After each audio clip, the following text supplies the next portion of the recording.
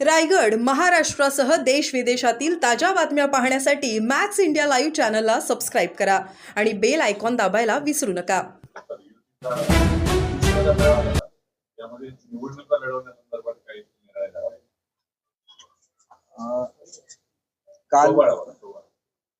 काल आमच्या जिल्ह्याचे संपर्क मंत्री आणि महाराष्ट्राचे उद्योग मंत्री श्री उदय सामंत साहेब हे आलेले होते आणि त्यांच्या उपस्थितीमध्ये सावंतवाडी मतदारसंघ, कुडाळ मतदारसंघ आणि कणकवली मतदारसंघ तिन्हीचे मेळावे संपन्न झालेले आहेत.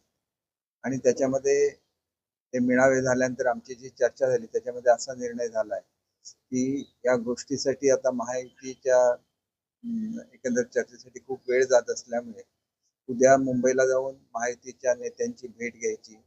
त्याच्यामध्ये आदरणीय मुख्यमंत्री महोदय आहेत, आदरणीय पक्षाध्यक्ष चव्हाण साहेब आहेत, बावनकुळे साहेब आहेत, नारायण राणे साहेब आहेत. आणि एकदा महायुती होणार की नाही ही गोष्ट फायनल केली तर मग आम्हाला आमचं निवडणुकीची स्ट्रॅटेजी ठरवणं, निवडणुकीच्या मुलाखती घेणं सोपं पडतं. त्या दृष्टीने आम्ही मुलाखती वगैरे घ्यायला आता सुरुवात करतोय. परंतु जे मुलाखती किंवा इच्छुक उमेदवार आहेत त्यांना आम्ही सांगू इच्छितो की जर महायुती झाली तर मग ज्या जागा सोडल्या जातील भाजपला तिथं उमेदवारी दिली जाणार नाही. काल मुंबईमध्ये एन्काउंटर झाला त्याचं एकनाथ शिंदे साहेब कौतुक करताना जे व्हिडिओ व्हायरल होते, काय सांगा? एक गोष्ट अशी आहे की त्याचं कौतुक आहेच, कारण त्यांनी जो कार्यक्रम राबवलेला होता स्वच्छता मॉनिटर किंवा लेटेस्ट चेंज, हा कार्यक्रम चांगला होता. आणि त्यांनी फक्त ही जी काय काल मुलांना ओलीस धरण्याची कृती होती ती मात्र संपूर्णपणे चुकीची होती. नाहीतर मग असा पायंडा पडून जातो, असं घडता कामा नये. त्या दृष्टीने पोलिसांनी मुलांची सुटका केली असली तरी दुर्दैवाने चकमकीत त्यांचा मृत्यू झालेला आहे. त्याबद्दल आम्हाला सर्वांनाच अतिशय दुःख आहे. पोलीस स्टेशनचे वरिष्ठ पोलीस निरीक्षक कितनजी सोनावणे यांच्याकडे रोहित आर्याने एन्काउंटर होण्यापूर्वी काही वेळ आधी मागणी केलेली होती, मला किसरकरांशी बोलायचंय, आणि नंतर त्याने तो निर्णय बदलला काही वेळा. नाही, शेवटी त्यांनी जरी अशी मागणी केली असली तरी मुलं त्यांच्या ताब्यात होती. त्याच्यामुळे बोलण्यात कुठलीही चूक झाली आणि मुलांना काय झालं तर मग आपणच स्वतःला माफ करू शकलो नसतो. कारण माझ्या दृष्टीने मुलांचा जीव सगळ्यात महत्वाचा आहे. शेवटी बिलं काय, बिलं आजचं बिल उद्या मिळतं. आणि दुसरी गोष्ट अशी आहे की त्यांचं बिल पेंडिंग राहण्याचं जे कारण आहे त्याच्या संदर्भात सुद्धा आमच्या डिपार्टमेंटने, शिक्षण विभागाने प्रेस नोट काढलेली आहे की त्यांनी एक वेबसाईट निर्माण केली आणि त्याच्यावरून मुलांकडून डायरेक्ट पैसे कलेक्ट केले आणि त्याच्यामुळे ते पैसे परत करावे आणि पुन्हा असं घडणार नाही याचं हमीपत्र द्यावं या अटीवर त्याचं पुढचं प्रोसेस होणार होतं. परंतु ते घडलं नसल्यामुळे ते पेंडिंग आहे. त्यामुळे ते पेंडिंग, त्यांच्याकडे सुद्धा त्या गोष्टी पेंडिंग आहे. आपण एखाद्या गोष्टी ज्याला सरकारची बिलं असतात त्याला सरकारच्या सगळ्या नियमांचं पालन व्हायला लागतं, ही वस्तुस्थिती आहे. ते पालन त्यांनी केलं तर मग त्याला त्याचं बिल रिलीज होण्यामध्ये काही अडचणी आल्या नसत्या, कारण त्याच्यासाठी बजेट प्रोव्हिजन करून ठेवलेली होती. ती बजेट प्रोव्हिजन ही एकट्या त्याला देण्यासाठी नव्हती, तर या स्कीमसाठी एकंदर जो खर्च येतो त्या सगळ्यासाठी मिळून ती प्रोव्हिजन होती. भाई, काल तुम्ही स्वतः म्हणाला होता की मी आर्याला पैसे दिले, सरकारी योजना असताना तुम्ही पैसे कसे काय दिले?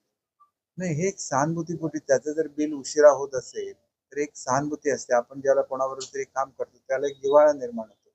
त्या जिव्हाळ्याच्या पोटी ही काही छोटी रक्कम होती, त्याला तेवढी आर्थिक मदत झाली तर मग त्यांना बिल उशिरा मिळालेल्याचं मग दुःख जाणवत नाही. त्याच्यामुळे आर्थिक मदत केलेली होती. त्याचा आणि सरकारी बिलाचा काही संबंध नाही.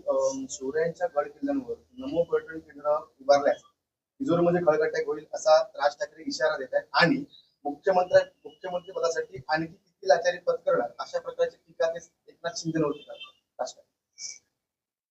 एक गोष्ट आपण लक्षात घेतली पाहिजे की आपला जाज्वल्य असा इतिहास आहे, तो पर्यटकांच्या डोळ्यासमोर सुद्धा आलाच पाहिजे.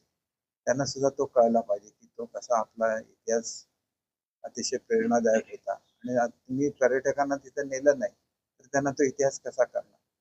तुम्ही भारतातल्या कुठल्याही किल्ल्यांवर गेला तर तिथं लाईट अँड साऊंड शो असतो, इतर माहिती प्रदर्शित केलेली असते. तशी ती महाराष्ट्रामध्ये सुद्धा झाली पाहिजे, कारण महाराष्ट्राचा इतिहास हा सगळ्यात मोठा आहे. कारण स्वतः दिल्लीच्या पादशहाला महाराष्ट्राच्या भूमीमध्ये त्याची कबर खणली गेली. हा पराक्रम शूर मराठा सरदारांनी केलेला आहे, हे विसरता येणार नाही. 2018च्या कोरेगाव भीमा हिंसाचार प्रकरणाच्या चौकशी करणारा जो आयोग आहे त्यांनी माजी मुख्यमंत्री उद्धव ठाकरे यांना एक नोटीस बजावली आहे, कारण जी कागदपत्र आवश्यक होती ती त्यासाठी प्रतिसाद दिला नव्हता उद्धव ठाकरे. हे काय, हा सगळा एक तो जो कार्य त्यांचा काम करण्याची पद्धत असते त्याचा एक तो भाग आहे. त्याच्यामुळे त्याच्यावर मी काय प्रतिक्रिया देणं योग्य होणार नाही. कारण ते माजी क्रॉस खासदार ज्युडिशियल हे आहे, ज्याला अशी एन्क्वायरी होते त्याला ते एक वैधानिक त्यांना अधिकार प्राप्त झालेले असतात. त्यामुळे त्यांच्यावर आम्ही काही कॉमेंट करणं योग्य नाही. माजी खासदार विनायक राऊत यांनी रोहित आर्या प्रकरणावरती आपल्यावर ठपका ठेवून आपण शिक्षण खात्याचा बट्ट्याबोळ केलाय असा आरोप. त्याच्यामध्ये बट्ट्याबोळ करण्याचा प्रश्न कुठे येतो? मुळात माझी शाळा सुंदर शाळा त्याला 3 वर्ल्ड रेकॉर्ड त्यांनी निर्माण केलेले आहे.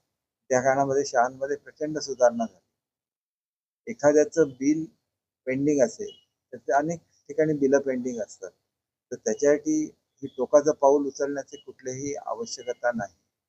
हा एक भाग झाला त्याच्यामधला. आणि दुसरं म्हणजे त्यांनी साईट एक क्रिएट केली होती आणि त्या साईटवरून त्यांनी मुलांकडून पैसे वसूल केलेले होते.